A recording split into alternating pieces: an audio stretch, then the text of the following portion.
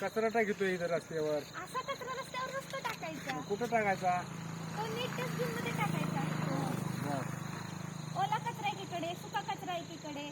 सुका कचऱ्यात आपण कागद ते टाकायचे. असा ओला कचरा रस्त्यावर टाकण्याने समजा तोच त्याच्यातली एखादी प्लास्टिकची पिशवी आपल्या गाईच्या तोंडात गेली तर तिला मरण येऊ शकतं. ह्याच्यातून आपलंच नुकसान आहे. ह्याच्यातून जंतू पसरतात, महारोग पसरतात.